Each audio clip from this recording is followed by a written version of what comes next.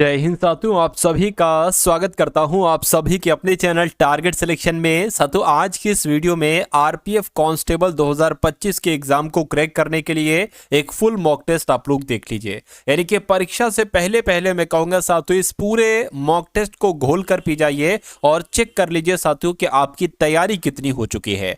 तो इन 50 सवालों की अगर बात करें, यानी कि जीएस के साथियों जो आपके 50 सवाल आएंगे, हूबहू वैसे ही सवाल साथियों आप इस क्लास में देखेंगे। और उसके बाद रीजनिंग के जैसे सवाल आएंगे वो क्वेश्चन, और मैथ के जैसे सवाल आएंगे वो क्वेश्चन।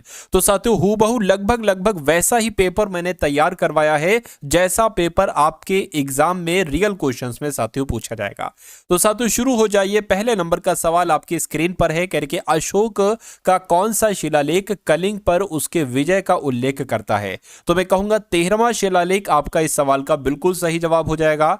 उसके बाद देखिए, प्रसिद्ध संस्कृत ग्रंथ लीलावती ये किस विषय पर साथियों लिखा हुआ है, मुझे बताइए। तो ये तो गणित के विषय पर लिखा हुआ है। किस विषय पर साथियों? गणित के विषय पर लिखा हुआ है, ये आपको मालूम होना चाहिए, ठीक है ना। चलिए अब उसके बाद देखिए, नेक्स्ट नंबर का सवाल है। उसके बाद देखिए, कह रही कि माल विकाग्नि मित्रम ये पुस्तक है, और ये बहुत इंपॉर्टेंट साथियों पुस्तक है। कह रही कि ये पुस्तक किसने लिखी है। तो ये पुस्तक की अगर बात करें तो ये पुस्तक तो कालिदास के द्वारा लिखित है। क्या माल विकाग्नि पुत्रम पुस्तक किसके द्वारा लिखित है साथियों? कालिदास के द्वारा लिखित है माल विकाग्नि मित्रम पुस्तक। चलिए अब यहां पर अगर बात करें साथियों, देखिए दंडी की अगर बात करते, इनकी एक है दश कुमार चरितम, आपसे पूछा जाएगा। आप लोग याद रखेंगे साथियों, दश कुमार चरितम। क्या दश कुमार चरितम ये किसकी पुस्तक है? तो ये दंडी की पुस्तक है, ये भी आपको मालूम होना चाहिए, ठीक है ना। चलिए अब उसके बाद देखिए साथियों, नेक्स्ट नंबर का सवाल है, कह रहे कि किस शासक ने भारत में तुगलक वंश की नींव रखी थी। तो किसकी बात चल रही है साथियों? गयासुद्दीन तुगलक की बात चल रही है। यानी कि गयासुद्दीन तुगलक ने ही तुगलक वंश की नींव रखी थी। अगला सवाल देखिए आपकी स्क्रीन पर, कह रहे कि जब ईस्ट इंडिया कंपनी की स्थापना हुई तब भारत पर निम्नलिखित में से किसका शासन था। तो भारत पर साथियों उस समय मुगल सम्राट का शासन था। यानी कि ईस्ट इंडिया कंपनी की स्थापना कब हुई थी? तो 1600 में हुई थी। और 1600 की अगर बात करते हैं साथियों, अकबर का कार्यकाल था। किसका साथियों? अकबर का कार्यकाल उस समय चल रहा था, यह भी आपको मालूम होना चाहिए। साथियों अगर आप अपने एग्जाम को साथियों पास करना चाहते हैं, आरपीएफ कांस्टेबल के एग्जाम को, तो साथियों आपको दो तरह के पीडीएफ जरूर पढ़ना चाहिए। पहली पीडीएफ आपको साथियों दी जाएगी आरपीएफ कांस्टेबल के पीवाईक्यू की, यानी कि प्रीवियस ईयर क्वेश्चंस की। देखिए 2019 में पेपर हुआ था। तो देखिए आरपीएफ का जो पेपर हुआ था इससे पहले 2019 में हुआ था। तो 2019 में साथियों जो आपकी 10 शिफ्ट थी, आपको इनका सलूशन एक बार जरूर देखना चाहिए। क्यों? क्योंकि यहां से मैथ के रीजनिंग के क्वेश्चन रिपीट होंगे। तो साथियों ये आपको एक पीडीएफ दी जा रही है। उसके अलावा आपको दूसरी पीडीएफ दी जा रही है 10 मॉडल पेपर की। जैसे इस समय सवाल एग्जामिनर पूछ रहा है, यानी कि जो संस्था पेपर बना रही है आजकल, वो पेपर साथियों आरपीएफ कांस्टेबल का जो पेपर बनाएगी उसमें कैसे सवाल पूछे जा सकते हैं, ये ट्रेंडिंग के हिसाब से, जैसे क्वेश्चंस का ट्रेंड चल रहा है ना, वैसे ट्रेंडिंग के हिसाब से 10 मॉडल पेपर का सलूशन आपके लिए तैयार किया गया है। तो ये पेपर पास कराने वाली साथियों पीडीएफ है, इस पीडीएफ को जरूर पढ़िएगा। और एक तीसरी पीडीएफ आपको दी जा रही है साथियों करंट अफेयर की। क्या इसमें आपको इंपॉर्टेंट क्वेश्चन दिए जाएंगे साथियों करंट अफेयर के। तो ये तीनों पीडीएफ आपको सिर्फ और सिर्फ 45 रुपीज में दी जा रही है। कैसे आप इन पीडीएफ को ले सकते हैं? डिस्क्रिप्शन में लिंक है आरपीएफ कांस्टेबल पीडीएफ का। उस लिंक पर आप क्लिक करेंगे तो आप हमारे व्हाट्सएप पर आ जाएंगे। वहां पर आपको एक बारकोड दिया जाएगा, उस बारकोड क्यूआर कोड पर 45 का पेमेंट करेंगे तो आपको पीडीएफ वहीं पर साथियों भेज दी जाएगी, ठीक है ना। तो सरसरी निगाहों से भी साथियों देखिए, अभी कुछ समय है, मैं कहूंगा अगर जितने भी समय आपके पास बाकी है तो इस पीडीएफ को एक बार सरसरी निगाहों से भी अगर आप देख कर चले जाएंगे तो पेपर आपका साथियों पास हो जाएगा। चलिए तो इस पीडीएफ को जरूर लेकर जितना पढ़ सकते उतना पढ़ लीजिएगा आप लोग। अब उसके बाद देखिए अगले नंबर का सवाल साथियों आपकी स्क्रीन पर है, कह रहे हैं कि अकबर द्वारा बनवाया गया प्रसिद्ध ऐतिहासिक स्मारक बुलंद दरवाजा ये उत्तर प्रदेश में स्थित है। बिल्कुल उत्तर प्रदेश में स्थित है, लेकिन उत्तर प्रदेश में कहां पर स्थित है? तो आपको मालूम होना चाहिए यूपी के आगरा में स्थित है। कहां पर? यूपी के आगरा में स्थित है। उसके बाद देखिए कह रहे कि जामा मस्जिद की अगर बात करें, यानी कि दिल्ली की जो जामा मस्जिद है ये किसके द्वारा तैयार करवाई गई थी, बताइए। तो ये साथियों शाहजहां के द्वारा तैयार करवाई गई थी और 1656 में साथियों, क्या 1656 में ये तैयार करवाई गई थी। थी। तो जिनका भी आंसर है ऑप्शन नंबर ए, जो लोग भी ऑप्शन नंबर ए के साथ है तो बिल्कुल करेक्ट है। उसके बाद देखिए कह रहे कि वेदों की ओर लौटो, वेदों की ओर वापस जाओ, मतलब ये नारा किसके द्वारा दिया गया था? तो ये नारा तो दयानंद सरस्वती के द्वारा, स्वामी दयानंद सरस्वती साथ। तो इस सवाल का आपका बिल्कुल सही जवाब हो जाएगा। अब अगले नंबर का सवाल आप लोग देख लीजिए। कह रहे कि सर्वेंट्स ऑफ इंडिया सोसाइटी की स्थापना 1905 में कल्याणकारी कार्यों में विभिन्न जातियों और धर्मों के भारतीयों को एकजुट करने और प्रशिक्षित करने के लिए की गई थी। तो किसके द्वारा की गई थी? तो साथियों गोपाल कृष्ण गोखले के द्वारा ही सर्वेंट्स ऑफ इंडिया सोसाइटी की स्थापना की गई थी, आपको मालूम होना चाहिए। जिनका भी आंसर ऑप्शन नंबर डी के साथ है तो बिल्कुल करेक्ट है। अगला सवाल देखिए, कहने के साइमन कमीशन का विरोध करते हुए पुलिस हमले के कारण किस राष्ट्रवादी नेता की मृत्यु हो गई थी, बताइए। तो अगर आपका जवाब साथियों लाला लाजपत राय है तो मैं कहूंगा आपका जवाब बिल्कुल सही है। साइमन कमीशन साथियों व्हाइटमैन कमीशन भी इसको कहा जाता है। उसके बाद देखिए करके सविनय अवज्ञा आंदोलन का मुख्य उद्देश्य क्या था? तो सविनय अवज्ञा आंदोलन का मुख्य उद्देश्य क्या अगस्त कथन के विरुद्ध था? नहीं। गोलमेज सम्मेलन के विरुद्ध भी नहीं था और विंस्टन चर्चिल भी ये भी नहीं था। मैं कहूंगा नमक कर के विरुद्ध था। क्या साथियों? जो नमक कर थे ना साथियों उनके विरुद्ध था। यही एक तरीके से सविनय अवज्ञा आंदोलन का उद्देश्य था। उसके बाद देखिए अगला सवाल है कह रहे कि अल्पसंख्यकों के हितों का संरक्षण के लिए कौन सा अनुच्छेद कहता है? साथियों ये आपसे यहां पर पूछा जा रहा है, बताइए। देखिए अल्पसंख्यकों के बारे में दो अनुच्छेद कहते हैं, एक तो अनुच्छेद 29 और एक अनुच्छेद 30। तो यहां पर अनुच्छेद 29 है तो अनुच्छेद 29 आपका बिल्कुल सही जवाब हो जाएगा। अगर अनुच्छेद 26 की बात करते हैं तो ये साथियों धार्मिक कार्यों की स्वतंत्रता देता है। क्या? जो भी धार्मिक कार्य है उनके लिए साथियों ये स्वतंत्रता देता है, ये आपको यहां पर मालूम होना चाहिए। और अनुच्छेद 30 की अगर बात करते हैं जो भी शैक्षणिक संस्थाएं हैं, मतलब कुल मिला के अल्पसंख्यक लोग शैक्षणिक संस्थाओं की स्थापना कर सकते हैं, ये अल्पसंख्यक वर्ग को एक अधिकार प्राप्त है। ठीक है ना। चलिए अब उसके बाद देख लीजिए अगले नंबर का सवाल आपकी स्क्रीन पर कह रही है भारत के संविधान की प्रस्तावना को क्या कहा जाता है? आमुख कहते हैं, प्रलेख कहते हैं, राज्य के नीति निर्देशक सिद्धांत, ये संविधान की मुख्य विशेषताएं कहते हैं। साथियों बताइए। तो यहां पर आपका जवाब साथियों आमुख होना चाहिए। इसको पता, इसको प्रेम्बल भी कहा जाता है। क्या साथियों? इसको प्रेम्बल भी कहा जाता है संविधान की प्रस्तावना को। उसके बाद देख लीजिए अगला सवाल है कह रहे कि भाषा के आधार पर राज्यों का पुनर्गठन ये किस वर्ष में किया गया था? तो भाषा के आधार पर राज्यों का पुनर्गठन तो 1956 में किया गया था। कब किया गया था? साथियों 1956 में किया गया था। इस प्रकार जिनका आंसर ऑप्शन नंबर डी के साथ है मैं कहूंगा आंसर आपका बिल्कुल करेक्ट। भाई बहुत बढ़िया, वेरी गुड क्लास।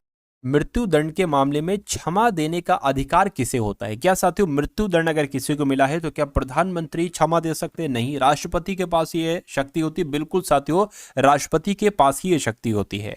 तो राष्ट्रपति के क्षमादान की शक्ति कौन से अनुच्छेद में साथियों कही गई है? तो ये आपसे सवाल पूछा जाता है। अनुच्छेद 72 में ये बात कही गई, राष्ट्रपति के क्षमादान की शक्ति के बारे में जो वर्णन किया गया वो अनुच्छेद 72 में ही किया गया, ये आपको ध्यान रखना है। उसके बाद देखिए अगला सवाल है क्या कहा जा रहा है कि सर्वोच्च न्यायालय के न्यायाधीश पद पर नियुक्त के पात्र बनने के लिए किसी जज को उच्च न्यायालय के न्यायाधीश के रूप में कितने वर्ष तक सेवा के रूप में साथियों देना चाहिए? तो यहां पर अगर बात करें 5 वर्ष आपका सही जवाब हो जाएगा।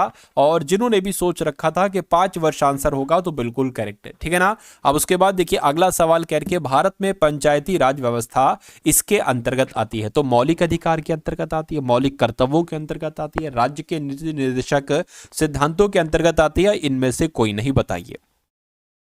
तो आप लोग ध्यान रखेंगे साथियों राज्य के नीति निर्देशक तत्व, इस सवाल का बिल्कुल सही जवाब हो जाएगा। अगला सवाल देखिए करके संविधान के अनुच्छेद 368 का संबंध किससे है? तो अनुच्छेद 368 में पता क्या है साथियों? संविधान संशोधन की प्रक्रिया का वर्णन किया गया है। अगला सवाल देखिए करके किस वर्ष में संविधान का संशोधन सबसे पहले किया गया था? तो संविधान का संशोधन सबसे पहले अगर किया गया था तो 1951 में संविधान में संशोधन सबसे पहले किया गया था। यह भी इंपॉर्टेंट क्वेश्चन है, आप लोग याद रखेंगे।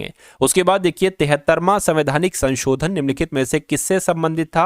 तो आपको यहां पर अगर बात करें साथियों देखिए 73वां संवैधानिक संशोधन तो पंचायती राज संस्थाओं से संबंधित था। इसलिए आपका जवाब अगर है ऑप्शन नंबर डी के साथ तो मैं कहूंगा आंसर आपका बिल्कुल करेक्ट है। उसके बाद देखिए 1992 में संसद द्वारा पारित निम्नलिखित में से कौन सा संविधान संशोधन ग्रामीण स्थानीय सरकारों जिन्हें पंचायती राज संस्था के रूप में भी जाना जाता है के बारे में है। तो किसकी बात चल रही है साथियों? 73वां संविधान संशोधन आपका बिल्कुल सही जवाब हो जाएगा। अगला सवाल देखिए, कह रहे हैं कि यहां पर अगर बात करें करके किसी नए राज्य के गठन के लिए संविधान की किस अनुसूची में संशोधन करने की आवश्यकता होती है? तो यहां पर अगर बात करें साथियों, आप लोगों को भी यहां पर मालूम होना चाहिए कि कौन सा आपका यहां पर बिल्कुल करेक्ट आंसर हो सकता है, बताइए। तो साथियों आपको मालूम होना चाहिए कि किसी नए राज्य के गठन के लिए संविधान की प्रथम अनुसूची में संशोधन करने की आवश्यकता होती है।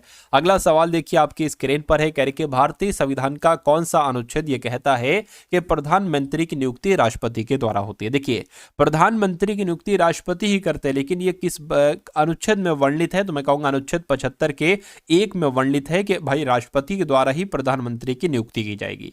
ठीक है ना। अगले नंबर का सवाल आप लोग देख लीजिए, कह रहे कि संविधान के कौन से अनुच्छेद के अनुसार राष्ट्रपति के पास अध्यादेश जारी करने की शक्ति होती है? तो राष्ट्रपति के द्वारा जो अध्यादेश जारी किया जाता है वो अनुच्छेद 123 के तहत किया जाता है। किसके तहत साथियों? अनुच्छेद 123 के तहत ही राष्ट्रपति के द्वारा अध्यादेश जारी किया जाता है। अगला सवाल आपकी स्क्रीन पर, कह रहे कि पृथ्वी की इनमें से किस परत में वायुमंडलीय ओजोन परत अधिकतर केंद्रित है? तो किसकी बात चल रही है साथियों? समताप मंडल की बात चल रही है, यानी कि पृथ्वी की किस परत में? तो मैं कहूंगा समताप मंडल में वायुमंडलीय ओजोन परत अधिकतर केंद्रित है। उसके बाद देखिए, निम्नलिखित विकल्पों में से कौन सी सही ढंग से ग्रहों के उनके आकार के अवरोही क्रम में आपको दर्शाता है? यानी कि कुल मिला के आपसे जो पूछा जा रहा है साथियों, अवरोही क्रम पूछा जा रहा है। ठीक है ना। तो अवरोही क्रम आप लोग यहां पर बता दीजिए। चलिए देखिए, यहां पर अवरोही का आरोही क्या हो जाएगा? अवरोही क्या हो जाएगा? अवरोही हो जाएगा साथियों बड़ा, उससे छोटा, उससे छोटा, उससे छोटा। ठीक है ना। तो यहां पर क्रम जो एक तरीके से अगर बात करें, क्रम कौन सा एक तरीके से सही है? देखिए, यूरेनस यानी कि अरुण, फिर पृथ्वी, फिर उससे छोटा मंगल, फिर उससे छोटा बुध, यानी कि जो क्रम आपका सही है वो कौन सा सही है? वो साथियों ऑप्शन नंबर सी वाला सही है। ठीक है ना। ये सी वाला सी, ये घटते क्रम में है। ठीक है, क्या है साथियों? घटते क्रम में, ये आपको यहां पर मालूम होना चाहिए। अगला सवाल आपकी स्क्रीन पर है, कह रहे कि प्रकाश वर्ष किसके मापन की इकाई है? तो प्रकाश वर्ष के द्वारा साथियों एक तरीके से क्या एक वर्ष में मापी गई रॉकेट की गति को चेक किया जाता? नहीं। एक वर्ष में निर्वात में ध्वनि द्वारा चली गई दूरी को चेक किया जाता? नहीं। एक वर्ष में निर्वात में प्रकाश द्वारा चली गई दूरी को, बिल्कुल साथियों, एक वर्ष में निर्वात में प्रकाश द्वारा चली गई दूरी को ही एक तरीके से प्रकाश वर्ष के द्वारा मापा जाता है। तो आंसर आपका अगर है ऑप्शन नंबर सी के साथ, तो मैं कहूंगा आंसर आपका बिल्कुल करेक्ट हो जाएगा। अगला सवाल आपकी स्क्रीन पर है, यानी कि सौर परिवार का सबसे बड़ा ग्रह कौन सा है? तो सबसे बड़ा ग्रह कौन सा है साथियों? बृहस्पति ग्रह, यानी कि बृहस्पति ग्रह ही सौर मंडल का सबसे बड़ा ग्रह है। जुपिटर भी इसको कहा जाता है अंग्रेजी में। उसके बाद देखिए, कहा जा रहा है कि निम्नलिखित में से किन देशों में से भूमध्य रेखा गुजरती है? तो जो भूमध्य रेखा साथियों गुजरती है, या ब्राजील, जाम्बिया, मलेशिया, या कोलंबिया, केन्या, इंडोनेशिया? तो कोलंबिया, केन्या, इंडोनेशिया आपका यहां पर बिल्कुल सही और सटीक जवाब हो जाएगा। कह रहे कि गोदावरी नदी महाराष्ट्र के किस जिले से निकलती है? तो जो गोदावरी नदी है ये तो महाराष्ट्र से तो निकलती है, लेकिन महाराष्ट्र के नासिक से होकर निकलती है। क्या महाराष्ट्र के नासिक से होकर निकलती है? अगला सवाल है, कह रहे कि निम्नलिखित में से कौन सी नदी उत्तर पिनाकिनी के नाम से भी जानी जाती है? तो उत्तर पिनाकिनी के नाम से साथियों जानी जाती है पेन्नार नदी। क्या पेन्नार नदी जानी जाती है? ये भी आपको मालूम होना चाहिए। अगले नंबर का सवाल है, कह रहे कि वो स्थिति जब एक अर्थव्यवस्था में पैसे की आपूर्ति वस्तुओं और सेवाओं की आपूर्ति से अधिक हो जाती है, उसको क्या कहा जाता है? तो उसको साथियों मुद्रास्फीति कहा जाता है। क्या कहा जाता है उसको मुद्रास्फीति कहा जाता है। अगले नंबर का सवाल है, कह रहे कि निम्नलिखित में से कौन सा पदार्थ एक ना चिपकने वाले बर्तन की सतह पर लेपित किया जाता है? तो अगर साथियों यहां पर बात करते हैं टेफ्लॉन की, तो ये टेफ्लॉन एक ऐसा पदार्थ है जो ना चिपकने वाले बर्तन की सतह पर लेपित किया जाता है, यानी कि बर्तन पर साथियों लगाया जाता है टेफ्लॉन। ठीक है। अगला सवाल देखिए, कह रहे कि मनुष्य के उस अंग या उस भाग की पहचान करिए जो श्वसन प्रक्रिया से संबंधित नहीं है। तो श्वसन प्रक्रिया से संबंधित वायु कोशिका है, सूक्ष्म श्वास नली है, बिल्कुल है। लेकिन अगर बात करते हैं साथियों केशिकास्तवक की, तो ये नहीं है। ठीक है, उसके अलावा फुफ्फुस आवरण भी है, तो ये नहीं है। तो यही आपका क्या होगा, यही आपका बिल्कुल करेक्ट आंसर हो जाएगा। कह के वो तत्व जो रक्त में नहीं पाया जाता। तो भाई रक्त में तो देखिए लौह, तांबा, मैग्नीशियम पाया जाता है, लेकिन क्रोमियम नहीं पाया जाता है रक्त में। ठीक है, चलिए अगला सवाल देखिए आपकी स्क्रीन पर। कह रहे कि किसे सीआरपीएफ का महानिदेशक नियुक्त किया गया। देखिए जो भी साथियों करंट अफेयर के टॉप लेवल के क्वेश्चंस है वो आप लोग देख लीजिए। तकरीबन 15 सवाल तो साथियों करंट अफेयर के मैं आपको कराऊंगा, और फिर उसके बाद रीजनिंग भी कराने वाला हूं, और साथियों मैथ भी कराने वाला हूं। इसलिए आप बहुत धैर्य के साथ इस वीडियो को देखिए। मेरा मानना है कि इस वीडियो की अगर बात करिए, एक गेनिंग वीडियो है, और ये एक ऐसी गेनिंग वीडियो है साथियों जो आपका सिलेक्शन करवा सकती है। देखिए अगर आप पहली बार साथियों इस चैनल पर आए हैं और आप साथियों चाहते हैं कि आरपीएफ कांस्टेबल का एग्जाम आप क्रैक करें, तो आज से लेकर क्या साथियों, आज से लेकर अपने एग्जाम तक जो भी वीडियोस आए, जो भी साथियों जितनी भी क्लासेस आए टारगेट सिलेक्शन पर, वो सभी आपको देखना है। तो पहला काम तो आप साथियों ये कर लीजिए कि इस चैनल पर अगर नए हैं टारगेट सिलेक्शन पर, तो इसको साथियों सब्सक्राइब कर लीजिए। क्या कर लीजिए साथियों, इसको आप लोग यहां पर सब्सक्राइब कर लीजिए, ठीक है ना। उसके अलावा वीडियो को जरूर आप लोग यहां पर लाइक कर दीजिए।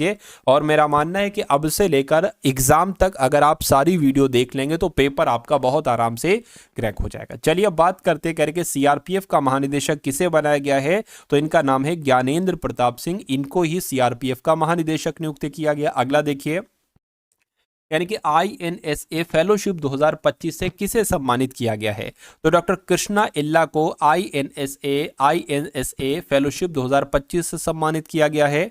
उसके बाद देखिए कह रहे कि कौन टॉप 10 विश्व पूमसे रैंकिंग में भारत की पहली ताइक्वांडो खिलाड़ी बनी है। तो किसकी बात चल रही है साथियों, रूपा ब्योरा की बात चल रही है। इस सवाल का जवाब आपका रूपा ब्योरा ही हो जाएगा। हाल ही में गृह मंत्री अमित शाह ने कहा शूटिंग रेंज की आधारशिला रखी है, तो कहां रखी है साथियों, इन्होंने हैदराबाद में रखी है। आंसर आपका भी हो जाएगा।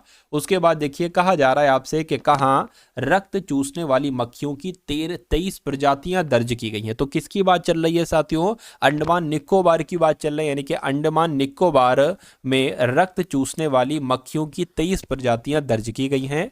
अगला सवाल आपकी स्क्रीन पर। कहा जा रहा है कि उत्तराखंड सरकार ने कार्बन न्यूट्रलिटी हासिल करने के लिए किस देश के साथ समझौता किया है, तो साथियों किसके साथ समझौता किया है, आइसलैंड के साथ समझौता किया है। किसके साथ, आइसलैंड के साथ समझौता किया है।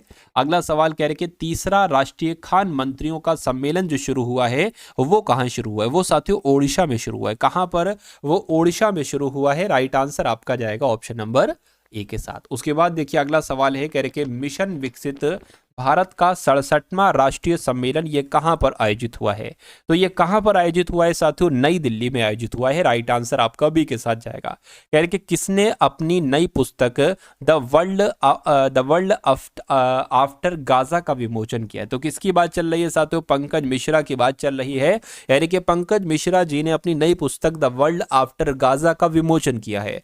अगला सवाल है, यानी कि किस राज्य ने भारतीय भेड़ियों के आवासों की सुरक्षा के लिए एटलस लॉन्च किया है, तो गुजरात राज्य की अगर बात करें, गुजरात राज्य ने भारतीय भेड़ियों की आवासों की सुरक्षा के लिए एटलस लॉन्च किया है। उसके बाद देखिए अगला सवाल है, कह रहे कि वी के सिंह ने किस राज्य के राज्यपाल के रूप में शपथ ली है, तो मैं कहूंगा साथियों वी के सिंह ने ये राज्यपाल बने हैं मिजोरम के। सवाल ऐसे भी पूछा जा सकता है कि मिजोरम राज्य के राज्यपाल कौन बने हैं, तो आपको वी के सिंह बता देना, ऑप्शन में वी के सिंह होगा।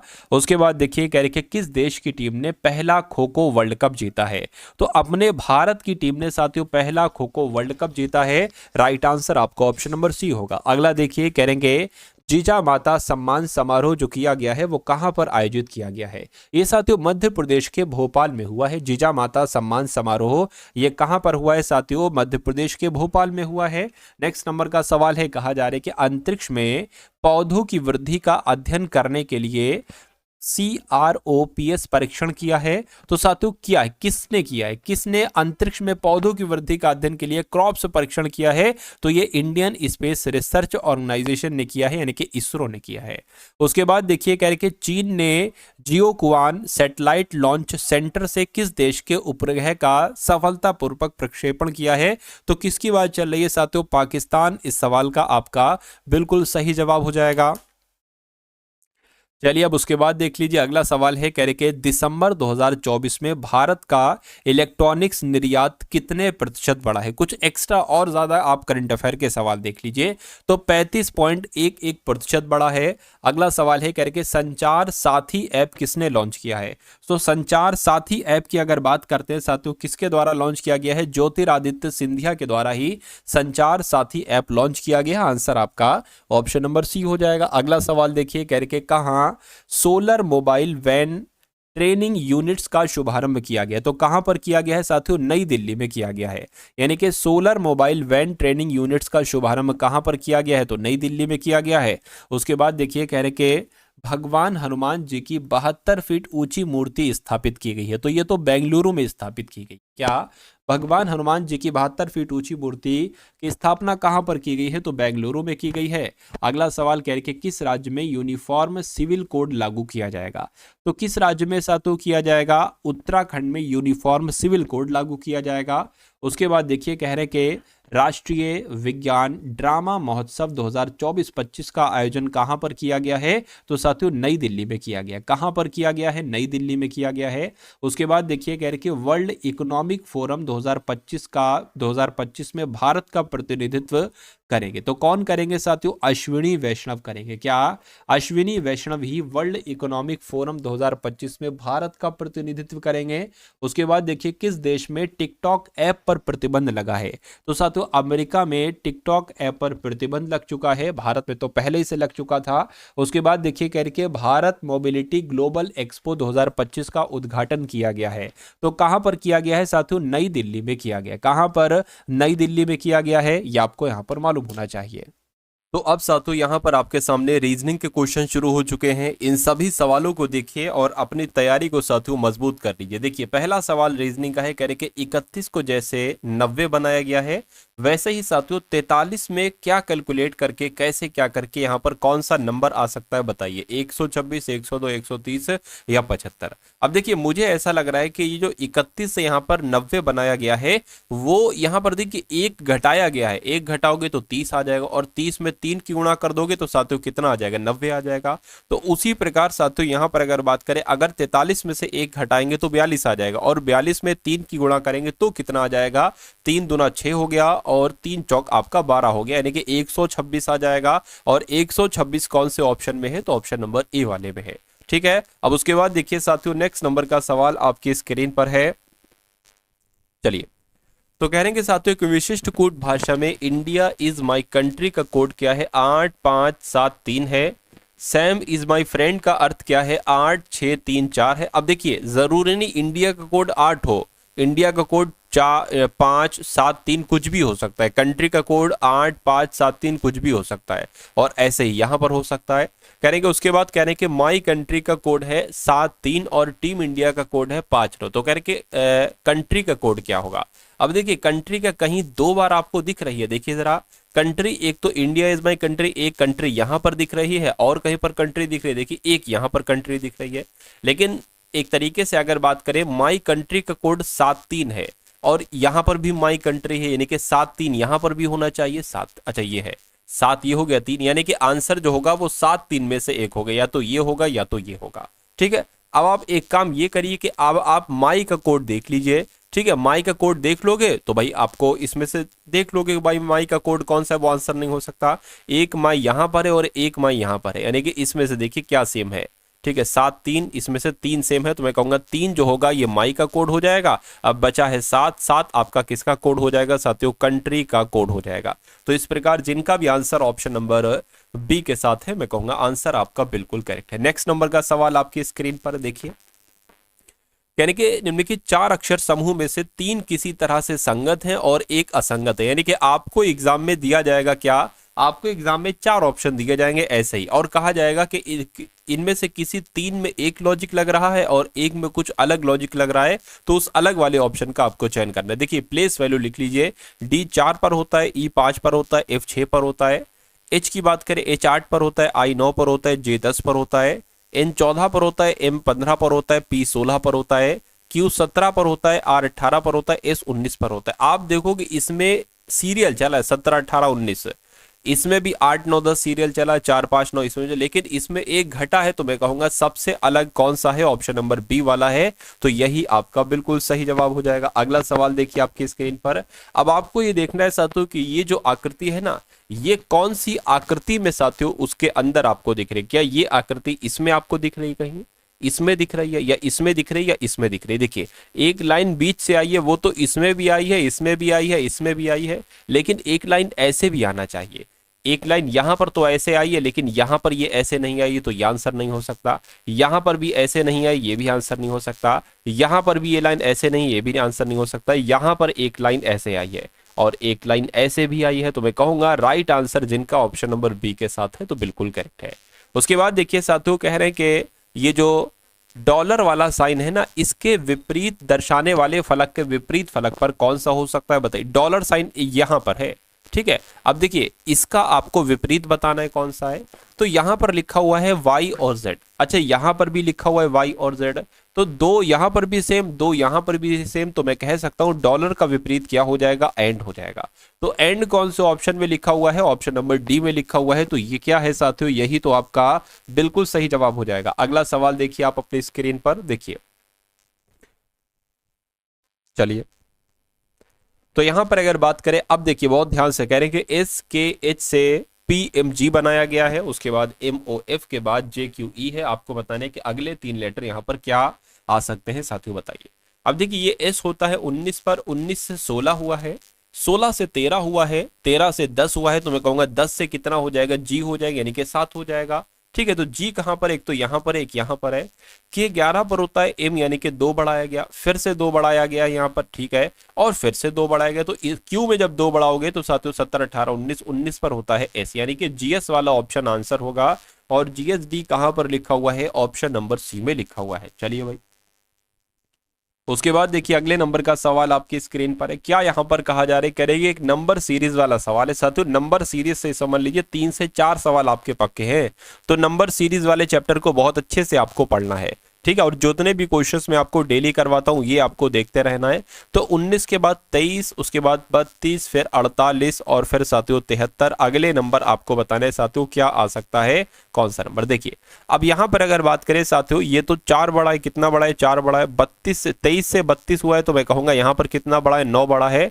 और 32 से 48 हुआ है साथियों, यहां पर तो 16 बड़ा है। और 48 से कितना साथियों 73 हो गया, तो कितना बड़ा है, 25 बड़ा है। तो अब आपको एक चीज समझ में नहीं आ रही, ये 2 का स्क्वायर है, ये 3 का स्क्वायर है, ये 4 का स्क्वायर है, ये 5 का स्क्वायर है, तो यहाँ पर 6 का स्क्वायर आएगा, यानी कि 36 यहाँ पर आएगा।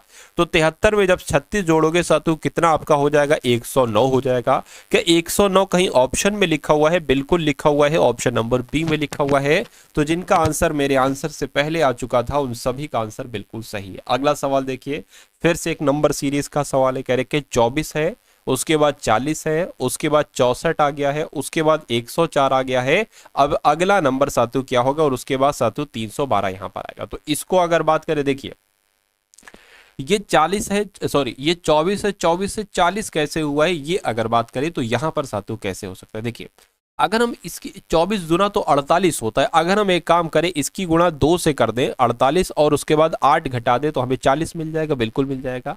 अच्छा यहां पर भी अगर वही चीज करें, गुणा 2 से करेंगे तो 80 हो जाएगा। 80 में साथियों 16 घटाएंगे तो 64 आ जाता है। 8 फिर 16 8 घटाएगा, फिर 16 घटाएगा, गुणा सबकी 2 से की जा रही है।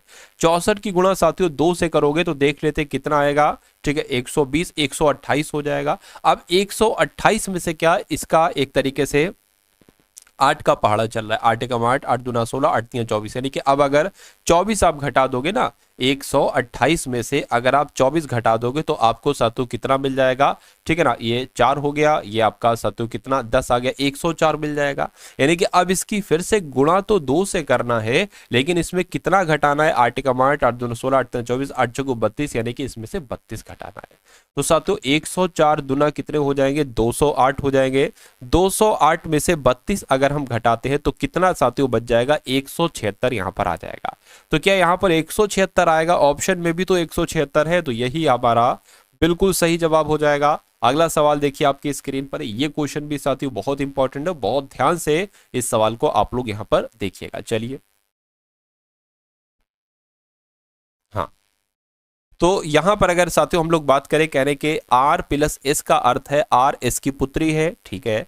आर माइनस एस का अर्थ है आर एस का पिता है। और उसके बाद साथियों क्या लिखा हुआ है, आर गुणा, यहां पर गुणा होगा साथियों, आर गुणा एस का अर्थ क्या है, ठीक है, आर एस का भाई है। और अच्छा, फिर आपको बताना है कि टी गुणा वी प्लस जेड, इसका अर्थ क्या होगा बताइए। चलिए देखिए, सबसे पहले गुणा है ना, तो ये गुणा वाला ले लेते हैं। आर एस का अर्थ है कि आर एस का भाई है, यानी कि टी वी का भाई है। क्या टी जो है ना साथियों, टी ये वी का भाई हो जाएगा, टी वी का भाई हो जाएगा, ठीक है। उसके बाद क्या कहा गया, उसके बाद डायरेक्ट प्लस है, तो प्लस कहां पर लिखा हुआ है, यहां पर, यानी कि आर एस की पुत्री यानी कि वी जेड की पुत्री है। वी जो है ना, वी ये जेड की पुत्री। अच्छा, ये दोनों भाई बहन है, ठीक है। अब ये भाई हो गया, ये बहन हो गई, ये पिताजी हो गए, ठीक है, ये पिताजी हो गए। तो क्या कहा जा रहा है, सवाल में क्या पूछा जा रहा है कि निम्नलिखित में से कौन सा विकल्प सत्य है, ये आपको यहां पर बताना है, ठीक है। चलिए, अच्छा, ये कहानी क्या है कि ये पिता है, ये जरूरी नहीं, क्योंकि ऐसा कुछ बताया गया, देखिए जरा। हाँ, बताया नहीं गया, माँ भी हो सकती, पिता भी हो सकती। खैर, इसको देखिए करके, जेड का पिता टी है, जेड का, अच्छा, जेड का पिता टी है, कौन सा सही है। तो जेड का पिता भैया टी, हमें कोई जानकारी नहीं है। हाँ, हमें इतना पता है कि भाई टी और वी भाई बहन है, और इनके ये दोनों इनके बच्चे हैं, मतलब ऐसे कह सकते हो। ये तो गलत हो जाएगा, जेड का पुत्र टी है। हाँ, जेड का पुत्र टी है, ये बात बिल्कुल सही है। जेड का चाचा, चाचा वाचा नहीं पता साथियों में, जेड का भाई, जेड के भाई के बारे में भी हमें नहीं पता है। तो मैं कहूंगा इसमें से सिर्फ एक सही होगा। कौन सा सही होगा, ऑप्शन नंबर बी वाला सही होगा। उसके बाद देखिए साथियों, अगला सवाल है, कह रहे कि 8 मित्र हैं, A B C D E F G H, सभी एक सीधी रेखा में उत्तर की ओर मुख करके बैठे। तो साथियों कितने लोग हैं, 8 लोग हैं, 1 2 3 4 5 6 7 और 1 8, 8 लोग यहाँ पर बताए गए। और कहने के सभी का मुख जो है ना, वो उत्तर की तरफ है। तो ठीक है साथियों, सभी का मुख किधर बना दिया, उत्तर की तरफ बना दिया। अब कहने के एफ जो है ना, एफ ये डी और जी के बीच में है, ठीक है। एच और ए के बीच में बी है, और ई जो है ना, ये जी के बाईं और तीसरे स्थान पर है, और जी एक सिरे पर बैठी है। तो एक काम करिए, जी एक सिरे पर बैठी, यानी कि जी हो सकता हो यहां पर बैठे। ये कौन सा कलर ले लिया मैंने, देखिए ये वाला ले लेता हूं।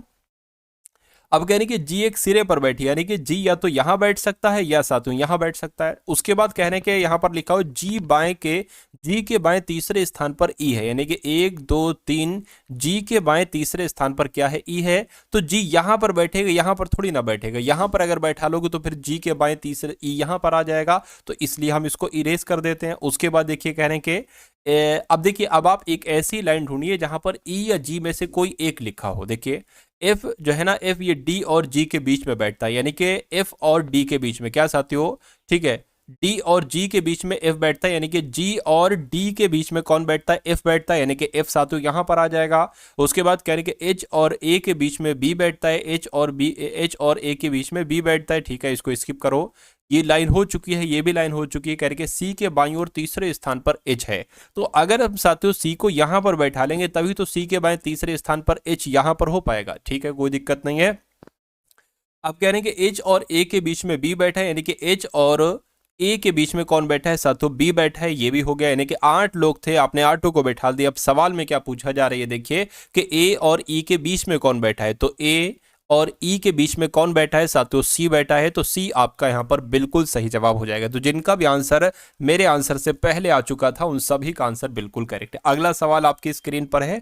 अब यहां पर साथियों एक कथन और निष्कर्ष वाला सवाल है, कथन और निष्कर्ष वाला सवाल है। करके कुछ बिल्लियां पशु हैं, तो मान लेते हैं साथियों ये क्या हो गई, ये बिल्लियां हो गई, ठीक है। और कुछ बिल्लियां, यानी कि इतनी बिल्लियां क्या हो जाएंगी, इतनी बिल्लियां मान लीजिए पशु हो जाएंगी, ठीक है, इतनी बिल्लियां पशु हो गई। उसके बाद कहने के सभी पशु पौधे, यानी कि सभी ये जो पशु है ना, ये सभी के सभी पशु कौन है साथियों, पौधे हो जाएंगे। सभी के सभी पशु क्या हो जाएंगे, पौधे हो जाएंगे। अब निष्कर्ष देखिए और बताइए कौन सा निष्कर्ष यहां पर सही है, कौन सा गलत है। कहने के सभी बिल्लियां पौधे हैं, सभी बिल्लियां पौधे, ऐसे ये थोड़ी ना भाई, हाँ कुछ बिल्लियां पौधे हैं, तो ये आपका गलत हो जाएगा। सभी बिल्लियां पौधे नहीं है, कुछ बिल्लियां पौधे हैं, कुछ पौधे बिल्लियां हैं, कुछ पौधे बिल्लियां हैं, बिल्कुल इतने पौधे बिल्लियां हैं, ये बिल्कुल सही हो जाएगा। कुछ, उसके बाद लिखा हुआ है साथियों कुछ पौधे पशु है, क्या कुछ पौधे पशु है, बिल्कुल इतने पौधे पशु हैं, ये तीसरा वाला भी यहां पर बिल्कुल सही हो जाएगा। उसके बाद लिखा है सभी पशु बिल्लियां हैं, सभी पशु बिल्लियां कैसे हो सकता है भाई, कुछ बिल्लियां पशु हैं ये हो सकता है, तो ये भी गलत हो जाए। यानी कि दूसरा और तीसरा वाला कथन बिल्कुल सही है। उसके बाद देखिए साथियों, अगले नंबर का सवाल है, कह रहे कि 6 मित्र हैं, एक सीधी रेखा में बैठे हैं। ठीक है, ये 6 मित्र हो जाएंगे साथियों, 1 2 3 4 5 और 1 6, ये 6 मित्र हो गए और ये एक सीधी रेखा में बैठे हैं। कह रहे कि ई बी और डी के बीच में है। ठीक है, ए बी के बगल में है, डी सी के बगल में है, और ठीक है डी ई और सी के बीच में है, एफ सी के बगल में, एफ और डी के बीच में कौन है, कुल मिला के आपसे यहाँ पर पूछा जा रहा है। देखिए अगर हम साथियों इसको रख लेते हैं, मान लीजिए बी और डी के बीच में कौन है, ई है, तो बी और डी के बीच में कौन है, मान लीजिए बी यहां पर बना लिया और डी यहां पर बना लिया, कहीं पर भी बना लो, बी और डी हो, ये भी सकता था डी इधर होता बी इधर होता। कह रहे कि बी और डी के बीच में ई है, यानी कि ई साथियों यहां पर आ जाएगा।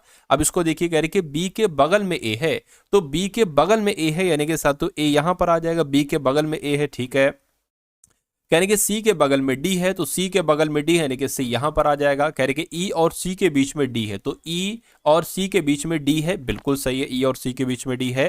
कहने के सी के बगल में एफ है, तो सी के बगल में एफ है, यानी कि यहां पर सातों एफ आ जाएगा और यहां से हटा दीजिए एक की पोजीशन।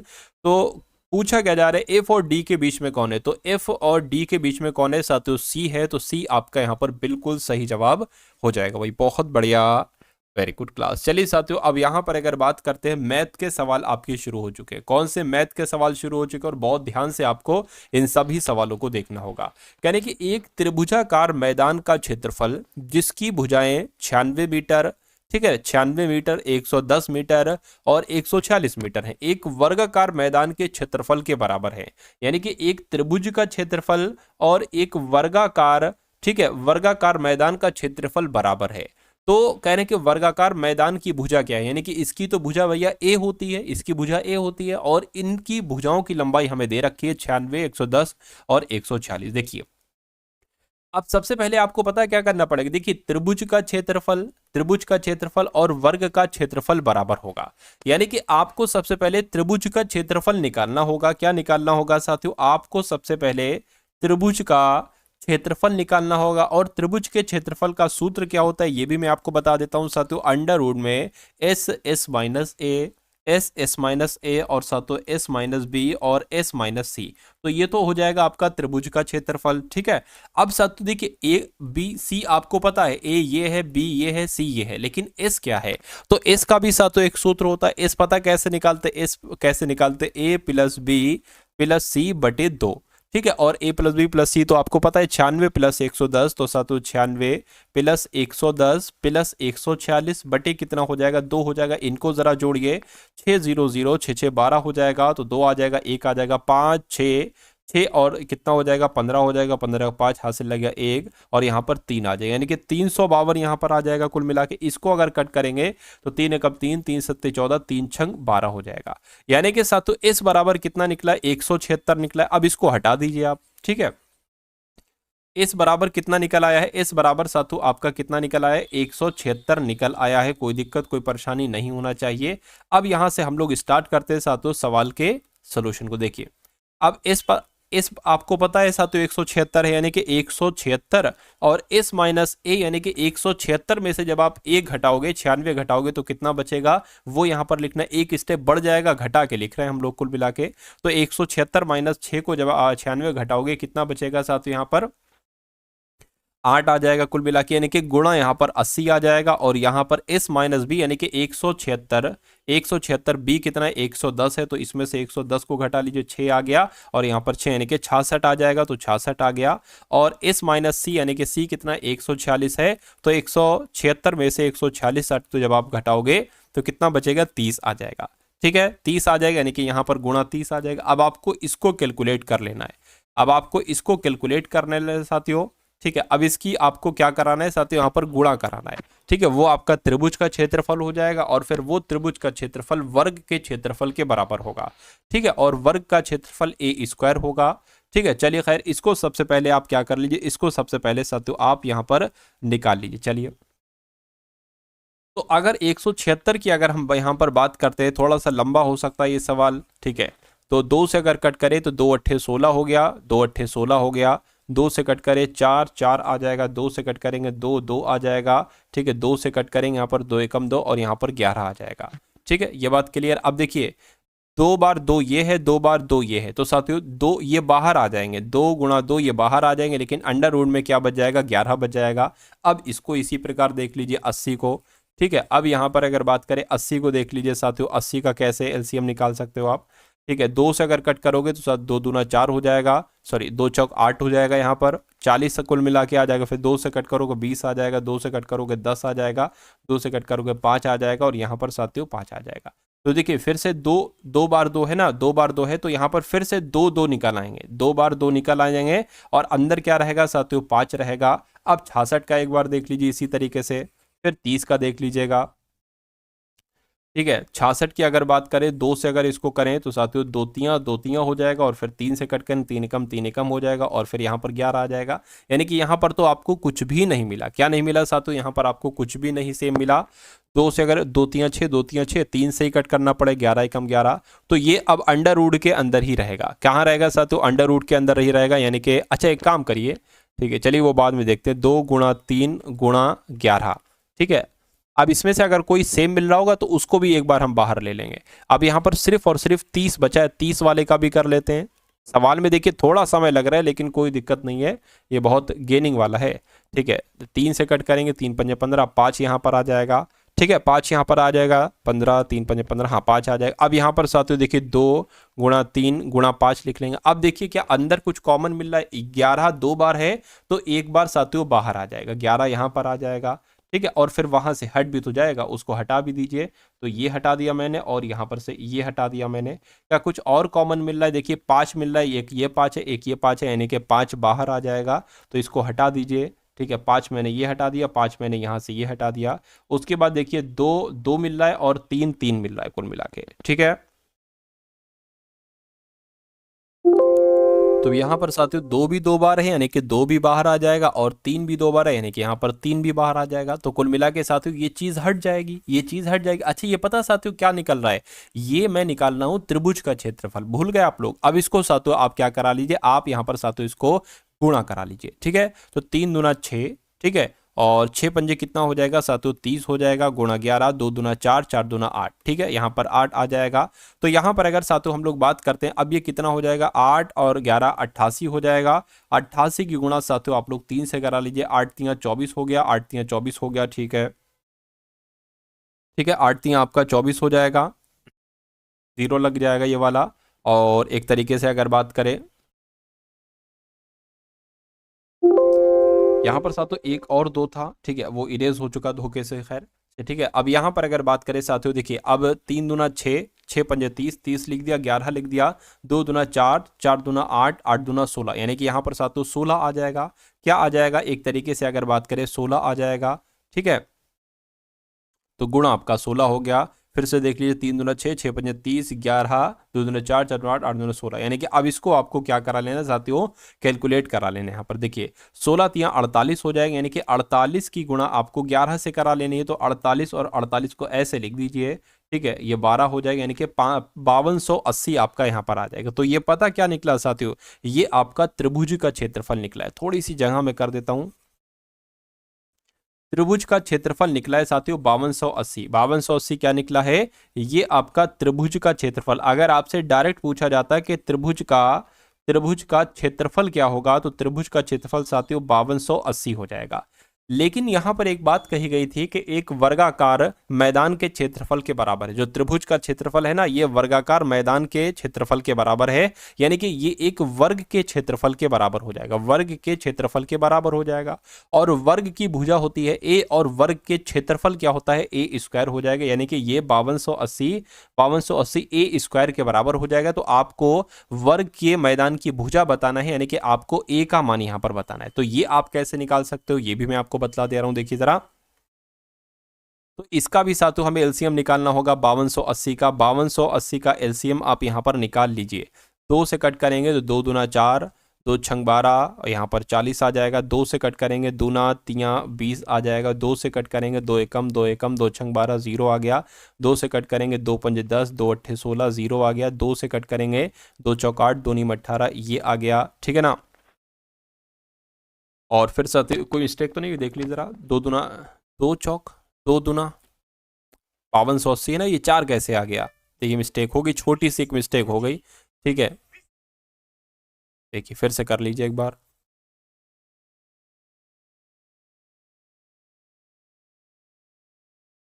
2 दूना 4 हो गया, 2 छंग 12 हो गया, ठीक है। 40 यहाँ पर आ जाएगा, 2 से कट करेंगे, 2 एकम 2, 2 तियाँ 20 आ जाएगा यहाँ पर। 2 से कट करेंगे, 2 छंग 12, 2 छंग 12 0 आ गया।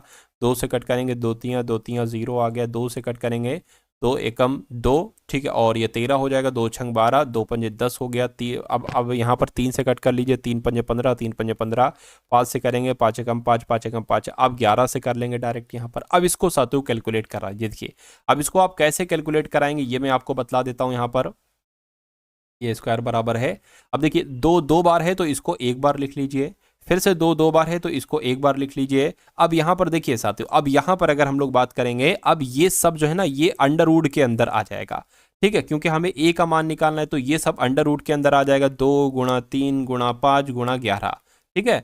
अब देखिए, अब आपका ए पता क्या निकल कर आएगा, ए यही निकल कर आ जाएगा 4 और अंडर रूट 2 तियाँ 6, 6 पंजे 30, ठीक है। और ये 11 से करोगे तो 330 आ जाएगा।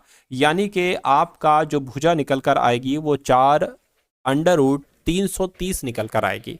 तो ऐसा कहां पर लिखा हुआ है साथों, ऐसा ऑप्शन नंबर बी में लिखा हुआ है भाई। बहुत बढ़िया, वेरी गुड क्लास, ठीक है। तो ये थोड़ा सा लंबा सवाल था, इसमें थोड़ा सा ज़्यादा समय लग गया, लेकिन मेरा मानना है कि अगर ये सवाल आपके एग्जाम में आ जाता है और आप कर देते हैं, क्योंकि आप पढ़ चुके हो इस सवाल को, तो मैं कहूँगा हज़ारों हज़ार लाखों लाख बच्चे इस सवाल को नहीं कर पाएंगे। और आप कर लोगे तो आप हज़ारों हज़ार बच्चों से, लाखों लाख बच्चों से आगे निकल जाओगे और आपके सिलेक्शन की पॉसिबिलिटी, संभावना और ज़्यादा बढ़ जाएगी।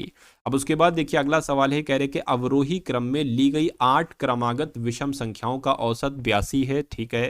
प्रथम 4 संख्याओं का औसत निकालिए। देखिए यानी कि अगर मैं आपको यहां पर बताऊं क्रमागत विषम संख्याओं का योग क्या होगा, ये मान लीजिए कोई भी कितनी 10 क्रमागत विषम संख्याओं का योग, इसका एक सूत्र होता है nx प्लस एन स्क्वायर। ये क्या होता है साथियों, ये n क्रमागत विषम संख्याओं का योग का एक सूत्र होता है। अब यहां पर साथियों बात की गई है 8 क्रमागत विषम संख्याएं, तो मान लेते हैं साथियों n बराबर क्या हो जाएगा, 8 हो जाएगा। n बराबर हम 8 मान लेते हैं, तो n, ठीक है, n यहां पर आ जाएगा, ठीक है। n का मतलब क्या है, 8 है, तो कुल मिला के n की जगह पर 8 आ जाएगा। 8x प्लस आपका और 8 का स्क्वायर यानी कि 64 हो जाएगा, ठीक है ना। क्या हो जाएगा साथियों, 64 हो जाएगा। और ये इसका औसत 82 है, यानी कि साथियों हमें बटे में भी 8 रखना पड़ेगा, तो आएगा यहाँ पर साथियों 82, ठीक है ना। ये बात क्लियर है, कहिए बिल्कुल क्लियर है। चलिए अब देखिए ऊपर अगर बात करें 8 और 8 का स्क्वायर है, तो मैं कहूँगा 8 अगर कॉमन ले लेंगे ऊपर, तो अंदर क्या बचेगा, x और 8 8 64 ये बचेगा, और नीचे 8 था, बराबर क्या था, 82 था।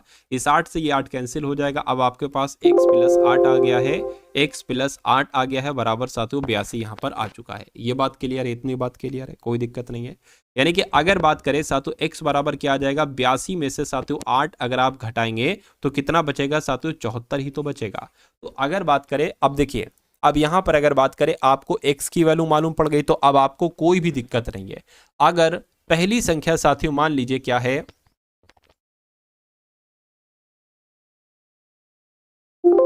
ठीक है, पहली संख्या क्या है साथियों, हम यहां पर पहली संख्या मानेंगे 75। क्यों, क्योंकि ये तो साथियों सम संख्या है, लेकिन यहां पर कही गई है विषम संख्या क्या होगी। तो पहली संख्या क्या हो जाएगी साथियों, 75 हो जाएगी। पहली विषम संख्या, 8 ऐसी संख्या आपको बताना है। दूसरे नंबर पर साथियों 77 आ जाएगी विषम संख्या, फिर साथियों 79 आ जाएगी, फिर 81 आ जाएगी, फिर 83 आ जाएगी, और फिर साथियों 85 आ जाएगी, और फिर 87, और फिर साथियों 89 आ जाएगी। यानी कि ये प्रथम 8 क्रमागत विषम संख्याएं हो गई हैं, ठीक है। और प्रथम 4 संख्याओं का औसत आपसे यहां पर कहा जा रहा है। लेकिन अगर बात करें अवरोही क्रम में ली गई है, ठीक है, ये अवरोही क्रम में इनको लेना है, तो साथियों अवरोही क्रम में ले तो सबसे बड़ी संख्या, ठीक है ना, क्या साथियों, सबसे बड़ी संख्या, यानी कि सबसे बड़ी संख्या ये हो गई, ठीक, उससे छोटी संख्या ये हो गई, उससे छोटी संख्या 85 और साथियों 83 हो गई। इनका आपको औसत निकालना है। क्या, तो इसको साथियों जोड़ लीजिए, 3 4, ठीक है, 3 5 8 हो जाएगा, 8 7 15 15 और 9 कितना हो जाएगा, 24, 24 का 4, 2 हासिल लग गया, 8 दूना 16 और 2 18, ठीक है, 18 और साथियों कितना हो जाएगा, देखिए 8 8 8 है ना, तो 4 8 32 हो जाएगा, और 2 32 बोले तो 34 हो जाएगा यहाँ पर। और इसको 4 से आप भाग कर लीजिए, 4 8 32 हो गया, और 2 जाएगा, 4 5 20, 4 6 24 हो गया, यानी कि कितना आ गया साथियों, 86 आ गया। तो मैं कह सकता हूं कि प्रथम चार संख्याओं का औसत कितना हो जाएगा, 86 हो जाएगा। और 86 कौन से ऑप्शन में है, तो ऑप्शन नंबर ए वाले में है भाई। बहुत बढ़िया, वेरी गुड क्लास। चलिए भाई, अब उसके बाद देख लीजिए अगले नंबर का सवाल आपकी स्क्रीन पर है। कहने के एक निश्चित राशि पर R% की वार्षिक दर से, ठीक है, दर से R वर्ष, यहां पर R वर्ष लिखा होगा, ठीक है, R वर्षों से प्राप्त साधारण ब्याज उस राशि का 4/25 है। तो R ज्ञात कीजिए। देखिए, किसी राशि पर R% वार्षिक, यानी कि दर कितनी दे रखी है साथियों, दर यहां पर R% ही दे रखी है। और समय कितना दे रखा है, समय यहां पर R दे रखा है। और यहां पर ये लाइन, आप इस लाइन का मतलब एक बार समझ लीजिए। कहने के साधारण ब्याज उस राशि का 4/25 है। इसका मतलब है साधारण ब्याज, ये लिखा मैंने, साधारण ब्याज उस राशि का, राशि का मतलब P, ठीक है, मतलब मूलधन एक तरीके से, का मतलब होता है गुणा, 4/25 लिखा है, 4/25 लिख दीजिए। अब बराबर लगाए, क्रॉस मल्टीप्लाई कर दीजिए, यानी कि P नीचे आ जाएगा, यानी कि SI साधारण ब्याज बटे मूलधन बराबर कितना हो जाएगा, 4/25 हो जाएगा। कहने का मतलब है अगर साधारण ब्याज 4 है, क्या साधारण ब्याज 4 है, तो साथियों मूलधन कितना हो जाएगा, 25 हो जाएगा। तो अब आपसे R पूछा गया है, R का सूत्र क्या होता है साथियों, साधारण ब्याज गुणा 100 और बटे P इंटू T हो जाएगा। ठीक, ये बात क्लियर है। अब देखिए साधारण ब्याज कितना है साथियों, 4 है गुणा 100 है, 4 है गुणा 100 है। P कितना है साथियों, P 25 हो जाएगा। और T कितना है, T यहाँ पर R हो जाएगा, कोई दिक्कत। और ये R आप ज्ञात कर लो, ये बात ध्यान रखिएगा।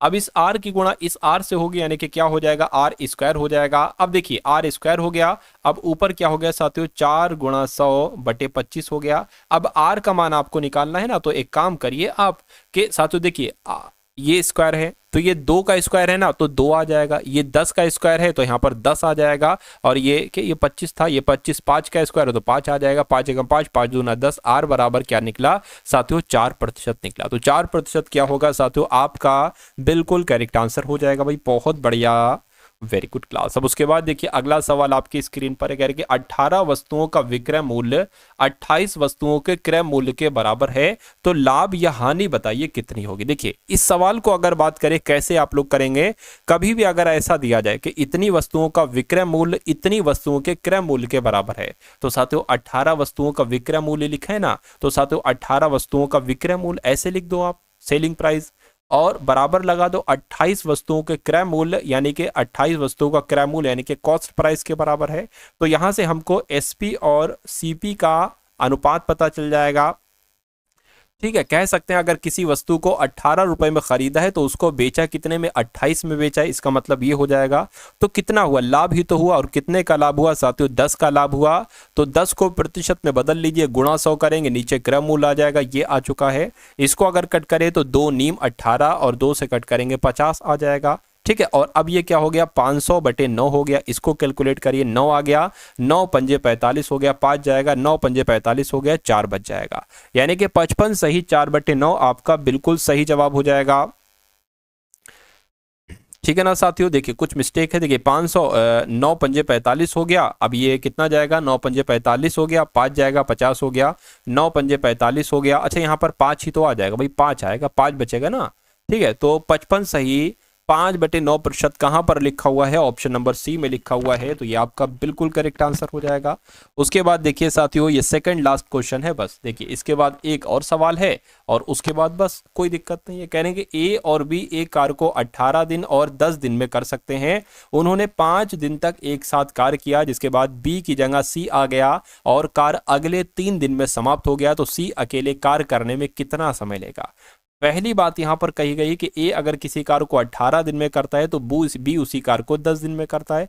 टोटल काम निकाल लीजिए, यानी कि एक ऐसा नंबर यहां पर ले लीजिए तो 18 के पहाड़े में भी है, 10 के पहाड़े में भी है, मैं कहूंगा 90 वो नंबर है। कहने का मतलब यह है कि 18 पंजे 90, यानी कि ए एक दिन में 5 काम करता है और 10 नीम 90, यानी कि बी एक दिन में 9 काम करता है। तो अगर ये दोनों 5 दिन तक एक साथ काम करते हैं, एक दिन में ये दोनों कितना काम करेंगे, 14 काम करेंगे। और 5 दिन तक अगर ये काम करते रहते तो 14 पंजे 70 काम कर पाएंगे। ठीक है, 70 काम कर पाएंगे। अच्छा टोटल काम कितना है, टोटल काम 90 है और 70 काम हो चुका है 5 दिन में, तो कितना काम बचा है, 20 ही तो काम बचा है। ठीक है ना। तो यानी कि अब क्या होता है, बी की जगह सी आ जाता है, यानी कि अब ये काम करना बंद कर देता है जो डेली 9 करता था, ये काम करना बंद कर देता है और कार्य अगले 3 दिन में समाप्त होता है।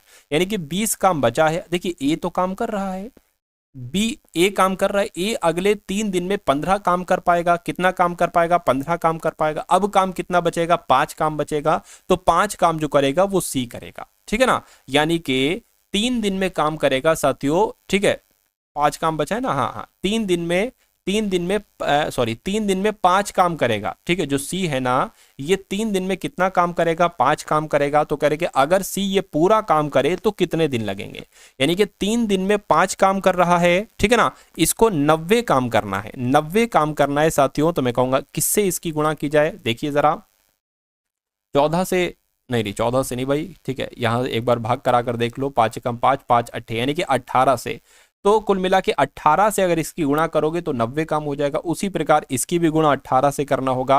यानी कि मैं कह सकता हूं साथियों, 3 दिन में 5 काम होगा तो 54 दिन में 90 काम हो जाएगा। ये पूरा काम सी 54 दिन में कर लेगा। तो 54 दिन कहां पर है साथियों? ऑप्शन नंबर डी में है। यही आपका बिल्कुल करेक्ट आंसर हो जाएगा भाई। बहुत बढ़िया, वेरी गुड क्लास। अब उसके बाद देखिए अगले नंबर का सवाल आपकी स्क्रीन पर है। कह रहे कि एक संख्या का 1/7 एक दूसरी संख्या के 2/5 के बराबर है। पहली संख्या और दूसरी संख्या का अनुपात क्या है? देखिए वो पहली संख्या हम x मान लेंगे, x का 1/7 यानी कि x/7 बराबर दूसरी संख्या का यानी कि y का 2/5 के बराबर है। तो क्रॉस मल्टीप्लाई करा दो, क्या दिक्कत है? तो अनुपात पूछा है, एक काम करो, x जो यहां पर रखा वो यहीं पर रखा रहने दो, y इसके नीचे आ जाएगा और बराबर 7 की गुणा 2 से तो 14 हो जाएगा और 5 जैसा वैसा हो जाएगा। यानी कि x अनुपात y कितना निकला है? 14:5 निकला है। और 14:5 कहां पर लिखा हुआ है? ऑप्शन नंबर ए में लिखा हुआ है। तो इस प्रकार जिनका भी आंसर ऑप्शन नंबर ए के साथ है, मैं कहूंगा आंसर आपका बिल्कुल करेक्ट हो जाएगा भाई। बहुत बढ़िया, वेरी गुड क्लास। तो कैसी लगी साथियों आपको ये क्लास? एक बार वीडियो को जरूर लाइक कर दीजिएगा और चैनल पर अगर आप लोग नए हैं तो चैनल को सब्सक्राइब कर दीजिएगा और एक प्यारे से कमेंट के माध्यम से बता दीजिएगा कि क्लास आपको कैसी लगी। उसके अलावा साथियों अगर बात करें आपका आरपीएफ कांस्टेबल का एग्जाम जब भी है, अगर कुछ दिन बाकी हैं, कुछ घंटे बाकी हैं, तो मैं कहूंगा ये जो पीडीएफ आपके लिए तैयार की गई है, इस पीडीएफ को आप लोग जरूर पढ़कर जाइएगा। डिस्क्रिप्शन में साथियों लिंक है, वहां से जाकर आप इस पीडीएफ को ले सकते हैं, ठीक है। तो इस वीडियो को अपने मित्रों के साथ भी आप लोग शेयर कर दीजिएगा और डिस्क्रिप्शन में ग्रुप का लिंक है, उस ग्रुप को भी आप लोग ज्वाइन कर लीजिए और प्लेलिस्ट का लिंक है, तो प्लेलिस्ट में जाकर सभी वीडियोस को साथियों आप लोग वॉच कर लीजिए। आपकी बुनियाद मजबूत हो जाएगी तैयारी की। तो मिलते हैं हम सभी लोग आने वाली वीडियो में। जय हिंद साथियों।